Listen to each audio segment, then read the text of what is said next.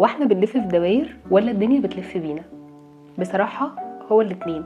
احنا عايشين في مجموعة اصلا من الدواير، في دايرة قريبة اللي هي اهلنا والناس القريبة مننا جدا، في دايرة اوسع شوية اللي هي فيها اصدقائنا وفيها الناس اللي بنحبهم بس مش شرط بنشاركهم كل حاجة. بعد كده في دايرة الزمايل اللي ممكن تبقى العلاقة فيها رسمية فقط. بعد كده كل ما الدايرة بتاعتك بتوسع بتعرف على ناس كتير، فمش لازم كل الناس تبقى موجودة في نفس الحتة عندك.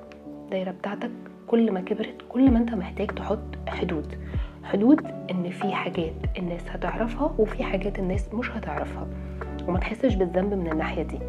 كمان في دايرة الناس اللي خرجت من حياتنا، ناس كانت موجودة وما عادتش موجودة ولازم نتقبل حاجة زي دي.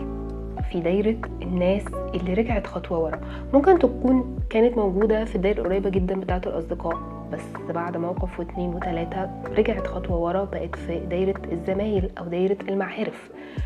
احنا محتاجين كل فترة نقعد مع نفسنا نشوف الدوائر دي عبارة عن ايه أو واصلة لإيه. السيد المسيح نفسه لما كان موجود على الأرض كانت دايرة علاقاته كده. في وقت كان بيبقى مع بطرس ويعقوب ويوحنا، في وقت بيبقى مع الجموع، في وقت كان بينعزل وبيقعد لوحده خالص.